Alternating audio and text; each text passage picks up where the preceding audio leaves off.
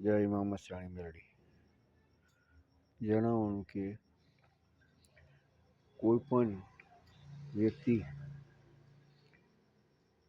કોઈ પણ કારણસર દુઃખી હોય, તમને મનમાં કોઈ એમ શંકા હોય, કે અમારા ઘરમાં થોડો પિતૃનો વાસ છે અને એના લીધે અમે ઘણા દુઃખી થઈ ગયા છે, તો આવા સંજોગોની અંદર તમે એક કામ કરી શકશો.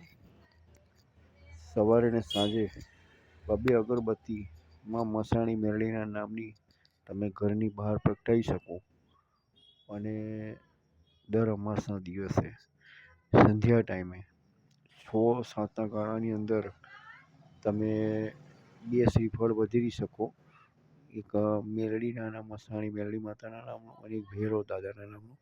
જો આ શ્રીફળ તમે વધેરો અને 2 અગરબત્તી સવારે અને 2 અગરબત્તી સાંજે કરો તો ચોક્કસ તમારા ઘરના જે પિતૃઓ જે છે એ ગમે તેટલો ત્રાસ તમને આપતા હશે તો એ ત્રાસમાંથી તમને મુક્તિ મળશે.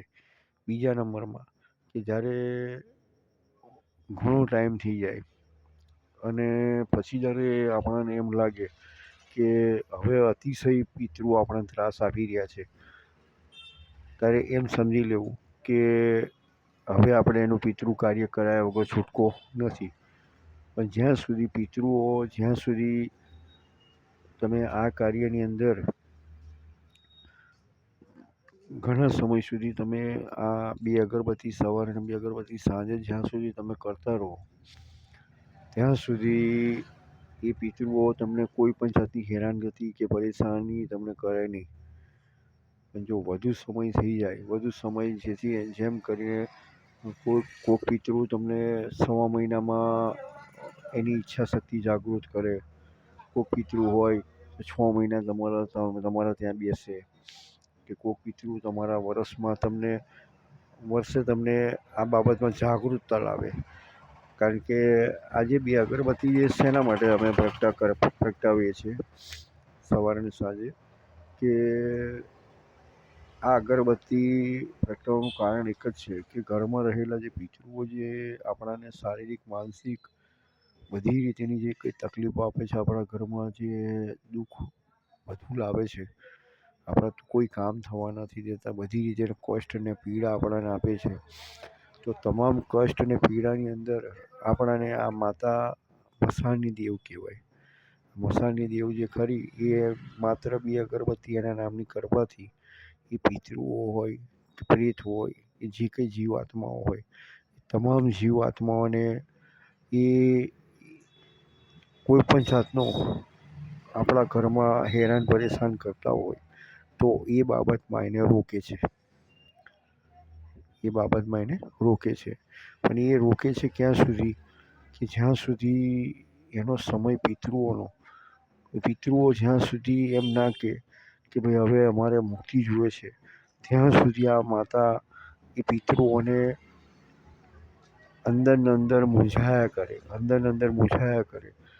જ્યાં સુધી એ પિતૃઓ બિલકુલ રેડી ના થાય કે હવે અમારો વિધિ કરાવી દો, ત્યાં સુધી આ માતા એને અંદર મૂંઝાવા આપે. કારણ કે ઘણી વાર એવું હોય છે કે પિતૃઓ એ પ્રેત જ કહેવાય. અમારી દ્રષ્ટિમાં એને અમે પ્રેત જ કહેતા હોય છે. પિતૃઓ જ્યારે એને અમે કોઈ શ્રીફળમાં બેસાડીએ અને પ્રેત યોનિમાંથી પિતૃની યોનિમાં લાવીએ ત્યારે એ પિતૃ ગણાય. ત્યારબાદ એને મુક્તિ મળે. પણ ત્યાર પહેલાં જો આ પ્રેતો આપણાને જો બહુ વધુ પડતા હેરાન કરતા હોય, આપણાને ઘણી વખત એમ લાગે કે આપણા સ્વજનો હોવા છતાં આપણાને આટલો બધો ત્રાસ કેમ આપે છે, તો આનું એક રીઝન એ પણ છે કે જીવતા માણસ હોય ને એને એકબીજા પ્રત્યે લાગણી હોય, દયા હોય, ભાવ હોય, પ્રેમ હોય. પણ જે મરી ગયેલી વ્યક્તિ હોય એ એક પ્રેત કહેવાય અને પ્રેતને કોઈ જાતની દયા ભાવ કે કોઈ વસ્તુ એ હોતી નથી. હા, એની અંદર જે ભાવનાઓ જે ખરી ને એ ભાવનાઓ ક્યારે ઉત્પન્ન થાય કે જ્યારે પ્રેત યોનિમાંથી પિતૃની યોનિમાં જ્યારે એ પ્રવેશ કરે છે ત્યારે એની અંદર આ બધી ભાવનાઓ ઉત્પન્ન થાય તારે એને એમ ખ્યાલ આવે કે આ મારા પત્ની છે, મારા બાળકો છે, મારા સંતાન છે, મારી મા છે, મારા બાપ છે, એને હું કષ્ટ ને પીડા આપી રહ્યો છું. પણ એ કષ્ટ ને પીડાનું કારણ એક જ છે કે એમને પણ પ્રેત યોનિમાં બહુ યાતનાઓનો સામનો કરવો પડે છે. એ બહુ જ પ્રેત યોનિમાં એમને આત્માઓને સામનો કરવો પડે છે. એટલે એ પોતાના પરિવારજનોને એ આની અંદરથી બહાર નીકળવા માટે અને આમાંથી આ જે જીવ આત્મા જે ખરા એમાંથી મુક્તિ મેળવવા માટે એ તમામ પ્રેત આત્માઓ પરિવારજનોએ એટલા બધા હેરાન પરેશાન બધી રીતે માનસિક શારીરિક બધી રીતેની યાતનાઓ આપવાનું ચાલુ કરે છે. કારણ કે જે યાતનાઓ એમને મળી રહી છે એ યાતનાઓ એના પરિવારજનોને આપે છે. એ પરિવારજનોને આપવાનું કારણ એક જ છે માત્ર કે આ યાતનાઓ મળવાથી તમે કોઈને કોઈ ભૂવા થકી કે કોઈ માતાજીના ભગત થકી કે કોઈ જ્યોતિષ શાસ્ત્રના થકી કે કોઈના કહેવાથી તમને એમ ખબર પડે કે ભાઈ તમે આ કાર્ય કરાવી નાખો તો તમારા જીવનમાં શાંતિ થાય અને પિતૃઓને મુક્તિ મળે. પિતૃ જ્યાં સુધી મુક્ત ના થાય ત્યાં સુધી તમારા જીવનમાં કોઈ સુખ શાંતિ અને સમૃદ્ધિ થવા નથી દેતા. તો આ બાબત એવી છે કે પિતૃનું જે બાબત જે છે ને એ બહુ ખતરનાક છે. પણ જો માણસ આને સમજી વિચારીને સારી રીતે આનું જો કાર્ય કરાવી નાખે તો મહિના, સવા મહિના, 2 મહિના, 3 મહિનામાં એને 6 મહિના સુધીના સમયગાળાની અંદર એને આ બધી બાબતોના દુઃખમાંથી બહાર કાઢી આપે છે.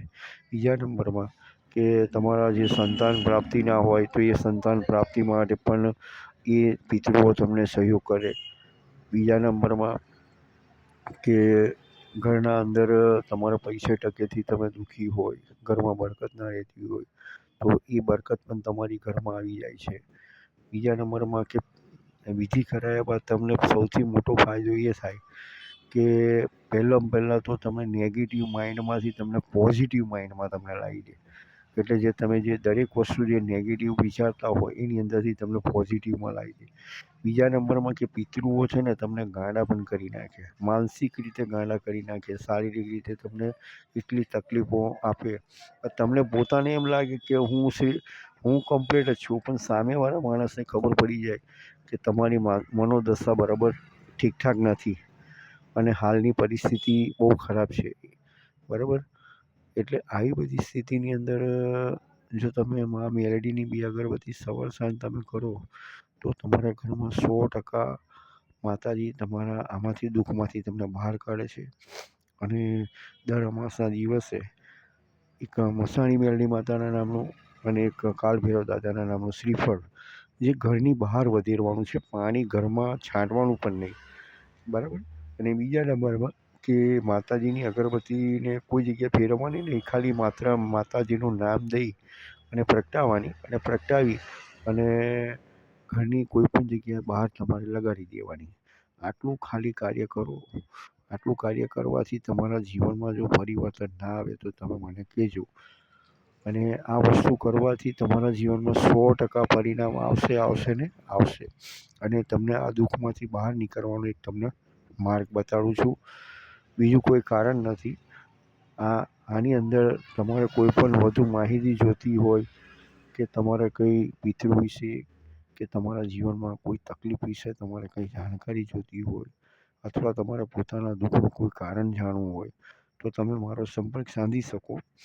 હું તમને જે પણ તકલીફ હશે દુઃખમાંથી તમને બહાર કાઢવાનો પ્રયાસ કરીશ. મા મેલડી તમને આમાંથી બહાર કાઢશે. બરાબર છે. બાકી પ્રભુ ઈચ્છા આમાંથી તમને મેં જેટલી બનતા પ્રયાસ ને બીજા નંબરમાં કે હું 90% ધર્માદામાં કામ કરું છું. માત્ર 10% જે કોઈ વિધિનું કાર્ય હોય એની અંદર મારે રકમ લેવી પડે. જો ના લઉં તો આ તમારું કાર્ય પૂર્ણ થતું નથી. બરાબર, એટલે ખાસ નોંધ લેવી. જય મા મસાણી મેલડી.